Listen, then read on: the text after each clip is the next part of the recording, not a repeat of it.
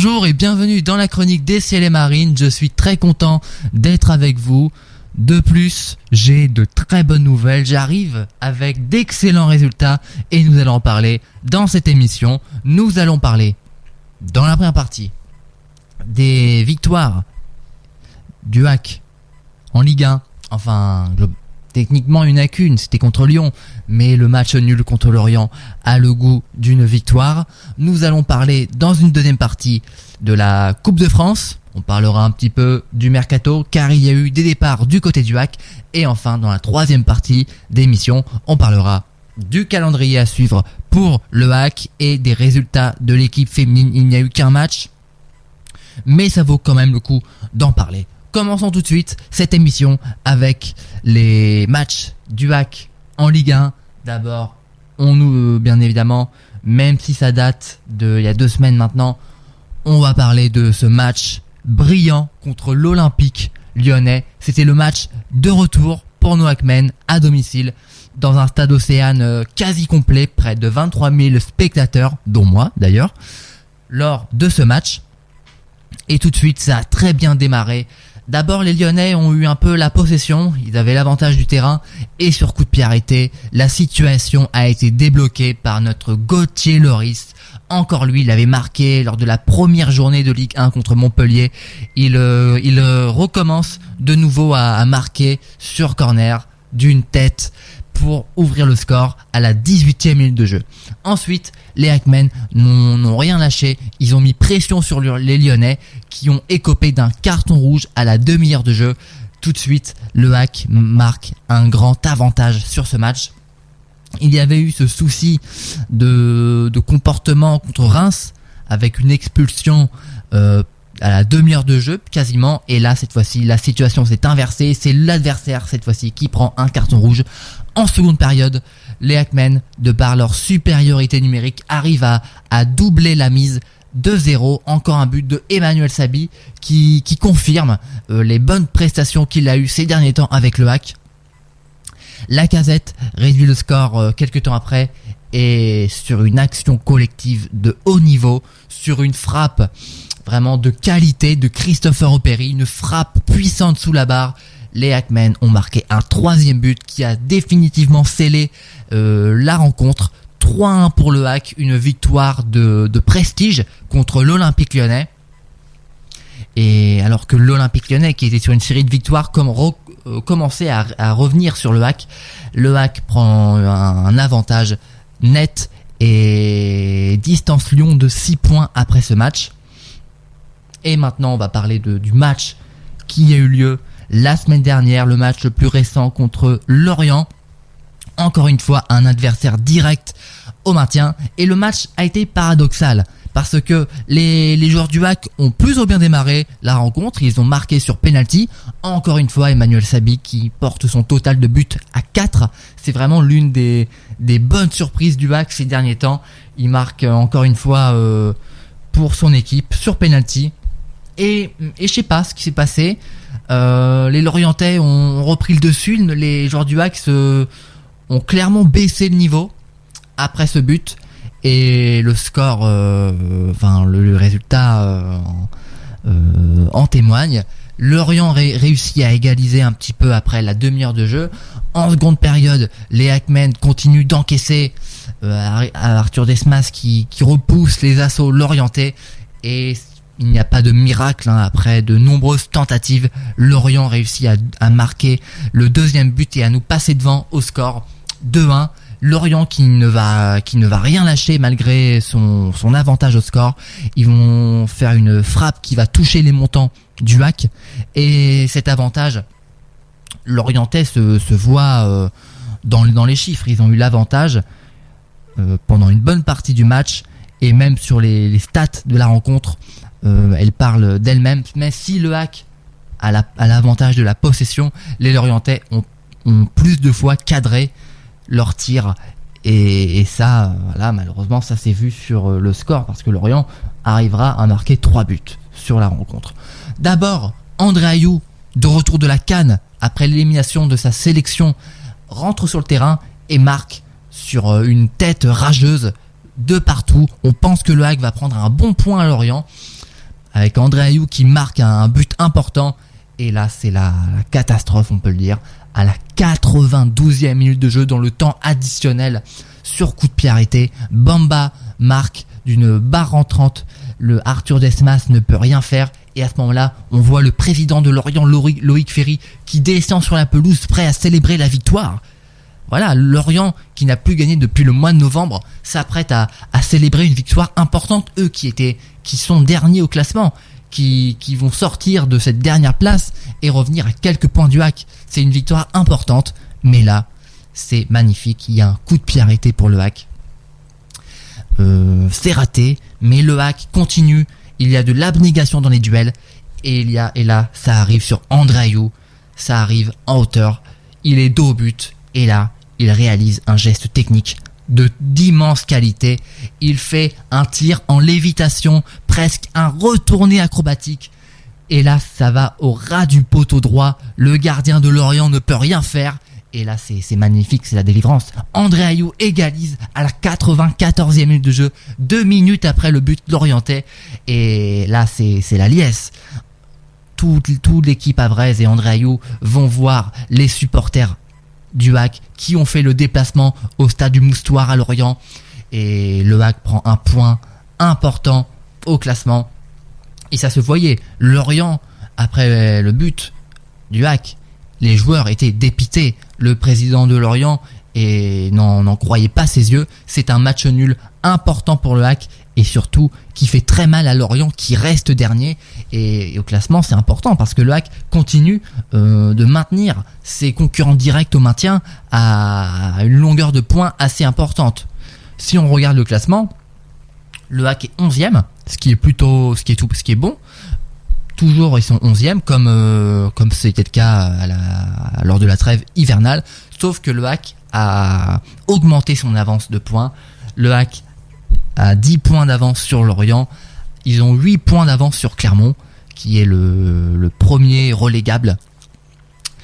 Donc 8 points d'avance et ça offre un matelas important pour le HAC. Et ensuite, l'Olympique Lyonnais, qui est barragiste, possède 16 points, le HAC 23. Le HAC a 7 points d'avance sur la place de barragiste. Ensuite, il y a Metz qui est également distancé de 7 points.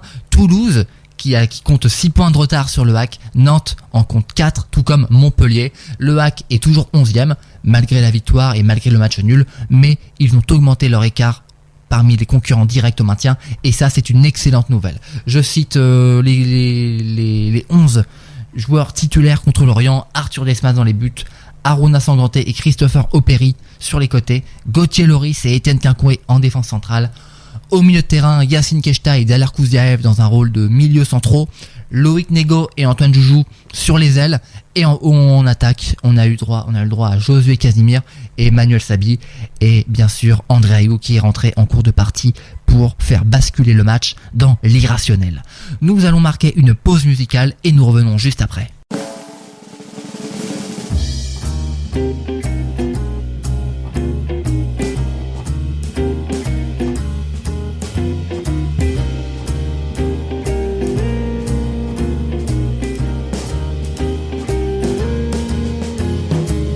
Entre la Saône, le Rhône et moi, c'est une histoire qui roule sur les quais de Saint-Jean-la-Soie, sur les collines dans les traboules. Les mois de décembre aux bougies, il y a du monde plein les bouchons, la ville rugit, le ciel rougit, au cœur des balles et des lampions. I'm gone, mais je reviens, tous mes chemins se croisent ici. I'm gone, quand tu nous tiens, c'est pour de bon, c'est pour la vie. I'm gone, mais je reviens, tous mes chemins se croisent ici. I'm gone, quand tu nous tiens, c'est pour de bon, c'est pour la vie.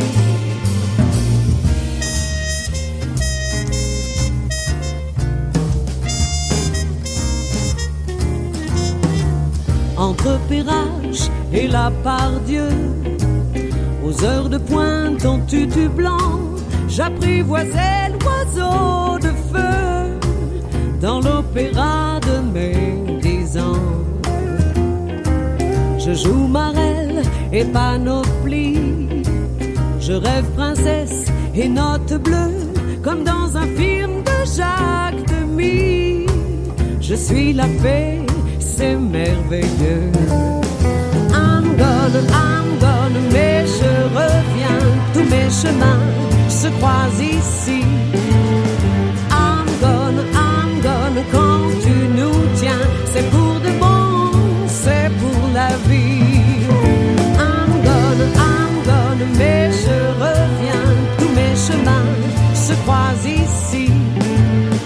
I'm gonna, quand tu nous tiens, c'est pour de bon, c'est pour la vie.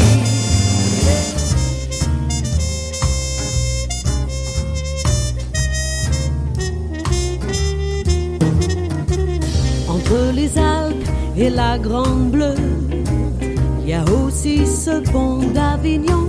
C'était écrit entre nous deux. Elle est à nous, cette chanson. I'm gonna, mais je reviens, tous mes chemins se croisent ici. I'm gonna, quand tu nous tiens, c'est pour de bon, c'est pour la vie. I'm gonna, mais je reviens, tous mes chemins se croisent ici. I'm gonna, quand tu nous tiens, c'est pour de bon, c'est pour la vie.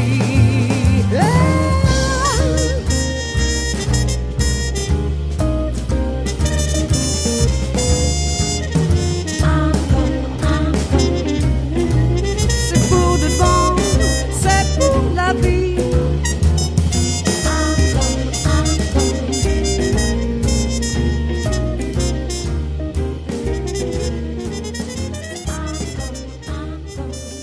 Vous êtes bien sur Radio Vallée de la Lézarde et c'est la chronique des Ciels et Marines. Et lors de cette première partie d'émission, nous avons parlé de la victoire du HAC contre l'Olympique Lyonnais et du match nul héroïque, j'ai envie de dire, contre le FC Lorient. Maintenant, on va parler de la Coupe de France car c'est l'un des objectifs du HAC. C'est dans quelques jours le 8e de finale tant attendu pour le HAC. D'abord, avant cela, il y a un match de championnat. Attention à ne pas négliger parce que le HAC est sur une bonne série au classement. Ce serait très bien d'aller confirmer cette bonne tendance. Mais on n'oublie pas que le Monaco est quand même 4e au classement. C'est une équipe qui aspire à être sur le podium en fin de saison. Monaco est une équipe de qualité. Et ça, il ne faut pas l'oublier. Et bien évidemment, on espère que le HAC réussira à faire un bon match. On sait que le HAC est capable d'aller rivaliser contre des bonnes équipes. Ils avaient déjà rivalisé contre Monaco. Ils avaient raté la victoire à un penalty à la fin. Ils avaient tous cependant pris un match nul. Ils ont réussi à faire match nul contre Lens.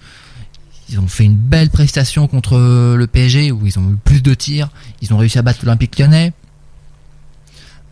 Et maintenant contre Monaco, on espère une bonne surprise.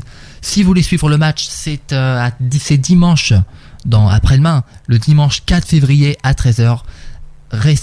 Match déplacement au Stade Louis II contre Monaco. Et maintenant, place à la Coupe de France dans 3 jours, mercredi 7 février à 20h30 contre Strasbourg. Un match attendu pour nos Normands. Un énième déplacement quelques jours après Monaco contre Strasbourg. Ça ne va pas être facile. Déjà que le Racing Strasbourg nous avait battu sur le mois de décembre, si je ne me trompe pas. Il nous avait battu 2-1 sur un but à la dernière minute. Scénario assez frustrant sur la rencontre. Et c'est pour ça que j'espère que nos joueurs du HAC vont avoir le cœur à prendre leur revanche. Et ce serait formidable de voir le HAC en quart de finale de Coupe de France. Bon. Ne nous emballons pas. Il faut rester mesuré. J'ai pas envie de faire de faux espoirs à nos supporters fidèles du HAC. Voilà. On espère une belle surprise contre Strasbourg parce que ce serait énorme de faire un parcours en Coupe de France Coupe de France que nous avons gagnée qu'une seule fois seulement dans notre histoire, c'était en 1959. Alors, pour les jeunes générations et même pour les supporters de longue date, voilà, ce serait beau de faire vibrer le peuple havrais avec un beau parcours. Alors, dans les prochains jours, le HAC va enchaîner 2 déplacements, un contre Monaco dimanche et un contre Strasbourg mercredi. Et ensuite, le HAC reprendra son rythme au Stade Océane avec un match contre le Stade Rennais le 11 février à 13h dimanche. Ce sera certainement un beau match. Au match aller contre Rennes, il y avait eu un très beau match, un match 2-2 en plus à Rennes, à 10 avec une exclusion. Encore une fois, on espère une prestation du même acabit, voire meilleure. On va marquer une deuxième pause musicale et nous revenons juste après pour la 3e partie d'émission. Ils sont marrants cette année, c'est difficile de deviner dès la rentrée lequel se fera arrêter pour les scouts qui leur a piqué, lequel sera incarcéré pour avoir trop dit. Et moi en bon prof, je suis préparé. Un peu de maths et de français, du kickboxing, du karaté. Tant pis pour la géographie, ceux qui connaissent de l'Italie, c'est juste vaguement les spaghettis et Rocco Siffredi. Au programme de cette année, en français faudrait arriver à lire tout un livre en entier. Mais même d'Armand et Marc Lévy, y'a plus de 100 mots de vocabulaire. On sera toujours à lire la préface même après l'hiver. Et mon voisin me voyant me dira bande de feignants. Alors vous êtes déjà rentrés, vous savez pas ce que c'est de bosser. Avec vos semaines de 20 heures, vous bossez bien moins qu'un facteur et dire que je paye tous vos congés. Et puis vous êtes même pas bronzés, sans copie à corriger. 2-3 Prozac, 8 cafés. Mais je l'entends quand même dire d'en bas. Je compte même pas la sécurité de l'emploi. Tu es aux lunettes, c'est mon surdoué. Il sait écrire son nom sans faute, il sait compter. Waouh, bah c'est pas mal pour un 3e, il faut savoir s'en contenter. C'est clair qu'un intello pareil, il va se faire raqueter. 35 élèves, cette année, je leur ai demandé ce qu'ils voulaient faire comme métier. J'ai dit Zidane, 15 Amel Bent et 9 Booba. Un original qui veut faire vigiler avocat. Il a dû voir chez Courbet c'était pas mal d'être avocat si jamais t'allais en prison. Ils croient qu'ils auront leur brevet en regardant l'île de la tentation. Merci pour tout ce que fait pour eux la télévision. Et mon voisin le même qui hier me dira bande de fonctionnaires. Alors vous êtes déjà rentrés, vous savez pas ce que c'est de bosser. Avec vos semaines de 20 heures, vous bossez moins qu'un contrôleur. Et dire que je paye pour mon gamin, il a redoublé son CE1. Vite les bulletins à remplir, 2-3 Prozac et 8 Kir. Mais je l'entends quand même dire d'en bas.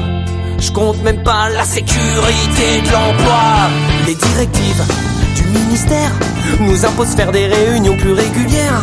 On en fait même pour planifier les prochaines réunions, ou pour décider de ce qu'on peut donner sans risque comme sanction. Fini les notes, de temps en temps faut juste leur envoyer des SMS d'encouragement. L'évaluation c'est pas toi qui l'a fait, eux ils disent si t'es cool. Je préfère encore qu'ils me donnent des notes plutôt que des coups de boule. Impossible de les faire redoubler. Les pauvres chéris, faut surtout pas les perturber.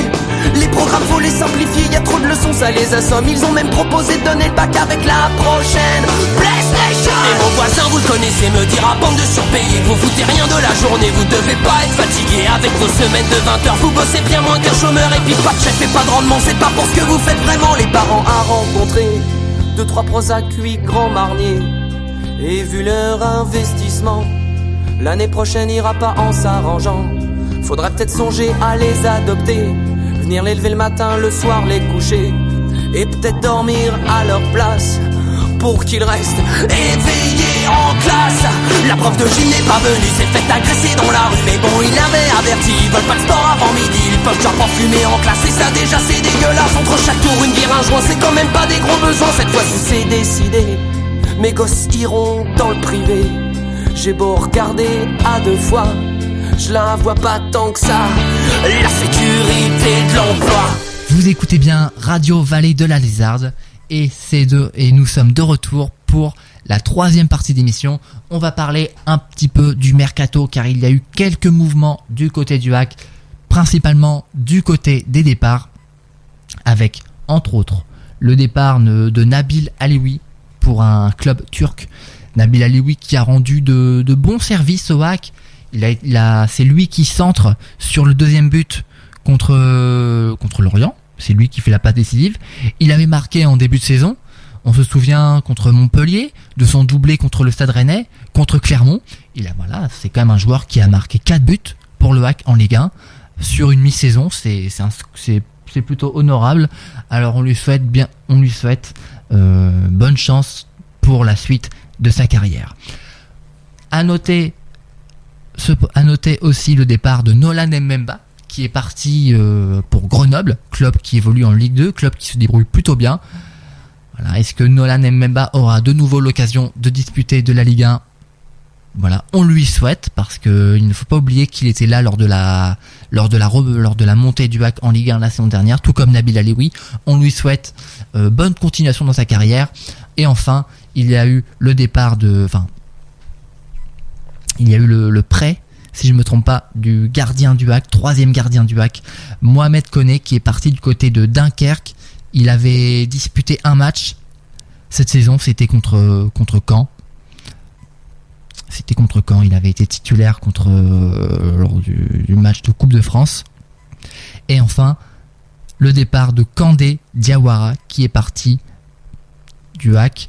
Alors là, c'est un joueur de moindre importance. Il n'avait joué qu'un match, c'était encore une fois en Coupe de France. Ça fait pas mal de départs, mais pour autant, on peut être content que les joueurs principaux ne soient pas partis. On sait que Christopher Opéry a réalisé de bonnes performances.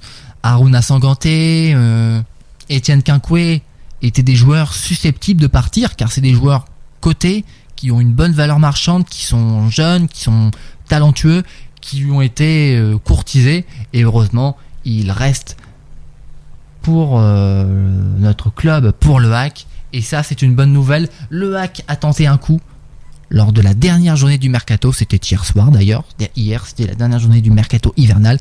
Ils ont tenté de recruter Malang Sarr, un jeune joueur français défenseur qui évolue à Chelsea. Malheureusement, ça ne s'est pas fait. On peut regretter cette non-venue. Pour autant, je reste confiant pour le HAC. Je trouve que c'est une équipe talentueuse qui possède de bons joueurs, même si elle est encore un peu irrégulière, que c'est une équipe qui est capable du pire comme du meilleur. Ils sont capables de matchs insipides, tout comme ils sont capables de produire des matchs de qualité. Je pense que le HAC est une équipe de talent, et je ne me fais pas trop de soucis concernant leur maintien cette saison. Je n'ai pas envie de faire de plan sur la comète, mais je pense que le HAC va rester aux alentours de la 11e et la 13e place. Je ne vois pas le HAC connaître une série de défaites, parce que je trouve qu'il y a une cohérence dans cette équipe. L'équipe est bien encadrée par Luca Esner, qui a de très bons résultats. Les joueurs produisent de belles choses sur le terrain, et on ne peut que se réjouir de l'apport d'André Ayew. Sur le début de saison, son bilan était un petit peu contrasté. Il y avait eu cette première rencontre contre Nantes qui était ratée, cette suspension sur une faute évitable, absolument évitable. Ensuite, il avait fait quelques rentrées au cours de match sans forcément créer la différence. Il était parti pour la CAN, et finalement il est revenu plus tôt que prévu avec l'élimination rapide de son pays, et il est revenu avec de très belles intentions. Déjà, il rentre et il marque un doublé quelques jours après être revenu. Et enfin, André Ayew, j'ai beaucoup aimé sa conférence d'après-match. Il a été interviewé, j'ai beaucoup aimé son discours. Voilà, un discours rempli d'humilité. Il n'a pas oublié de louer ses coéquipiers en disant que certes, son deuxième but était magnifique, mais qu'il n'aurait jamais eu lieu si les coéquipiers ne lui avaient pas adressé tel ballon à tel moment. Voilà, ça c'est un discours qui fait plaisir à entendre. Et enfin, il n'a dit que ce n'était que 2 buts, et que lui, il visait plus. Et ça, c'est un discours positif. Il n'est pas du tout dans l'arrogance en disant qu'il a marqué 2 buts, qu'il a été le héros du match. Il a bien rappeler que ce n'était que 2 buts, il y avait d'autres matchs et que c'était loin d'être fini, et ça j'ai beaucoup aimé. Je suis très positif sur le WAC, sur cette reprise 2024, et j'espère qu'ils vont continuer de m'impressionner. On va parler maintenant de l'équipe féminine. Malheureusement, il n'y a pas eu beaucoup de matchs. Le dernier match que j'avais évoqué, c'était contre Orvault en Coupe de France. J'avais parlé de ce match qui était à venir. Elles se sont imposées 3-0 dans le cadre du 16e de finale de Coupe de France. Et malheureusement, il n'y a pas eu de match de championnat. Le match a été reporté, ce qui fait que l'équipe féminine du WAC est toujours à 11 matchs, tandis que toutes les autres équipes du championnat sont à 12 ou 13 matchs. Le WAC féminine est l'équipe qui a le moins de matchs joués cette saison. Les matchs seront heureusement rattrapés plus tard dans la saison. Et malheureusement, elles se sont inclinées en 8e de finale de Coupe de France ce samedi 27 janvier, la semaine dernière. C'est dommage. C'est dommage parce que je me souviens qu'une année, cette équipe féminine du WAC avait été jusqu'en quart de finale. Ça aurait été beau de reproduire cette performance, d'égaler ce record pour cette équipe féminine, d'aller en quart de finale de Coupe de France. Malheureusement, ça s'est joué contre une équipe de talent qui est le Paris FC.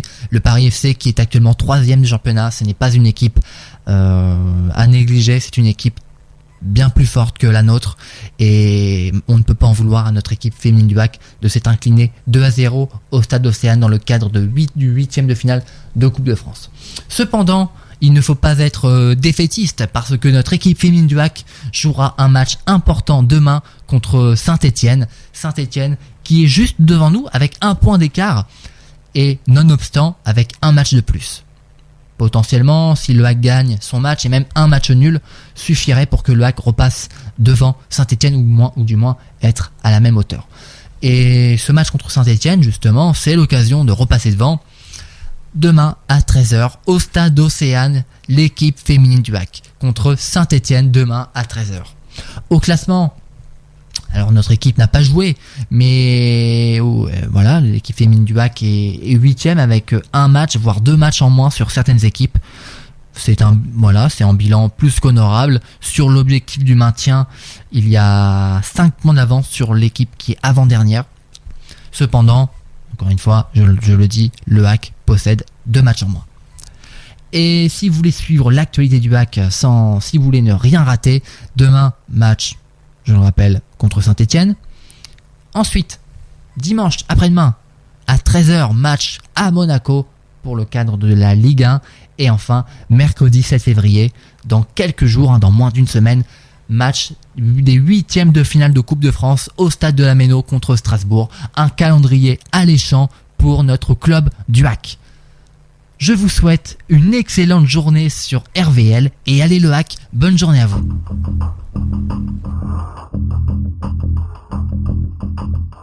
Pardon monsieur le métayer si de nuit je dérange, mais je voudrais bien sommeiller au fond de votre grange.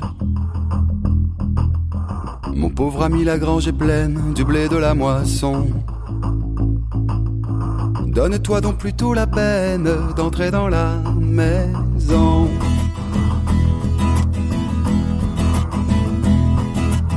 Mon bon monsieur, je suis trop gueux, quel gâchis vous ferais-je? Je suis pieds nus, sale et boueux et tout couvert de neige. Mon pauvre ami, quitte bien vite tes hardes en lambeaux. Pouille-moi ce tricot de suite, chausse-moi ces sabots. De tant marcher à l'abandon, j'ai la gorge bien sèche. Mon bon monsieur, baillez-moi donc un grand verre d'eau fraîche. L'eau ne vaut rien lorsque l'on tremble, le cidre guère mieux. Mon bon ami, trinquons ensemble, goûte-moi ce vin vieux.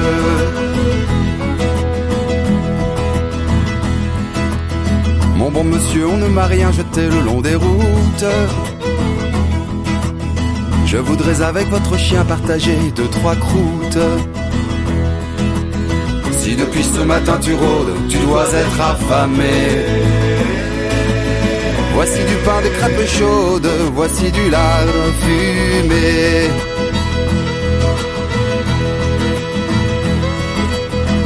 C'est du coin de votre feu ce rôdeur qui ne bouge. Êtes-vous blanc, êtes-vous bleu, moi je suis plutôt rouge. Qu'importe c'est le mot république, commune ou royauté. Ne mêlons pas la politique avec la charité.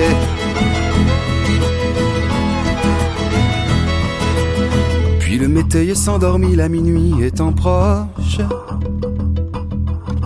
Alors le vagabond sortit son couteau de sa poche. L'ouvrit, le fit luire à la flamme, puis se dressant soudain, il planta sa terrible lame dans la miche de pain.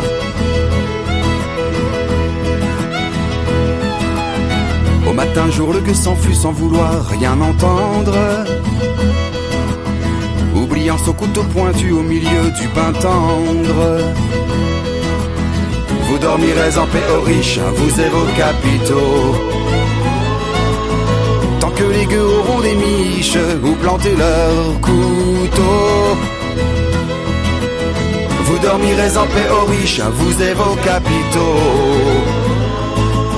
tant que les gueux auront des miches où planter leurs couteaux.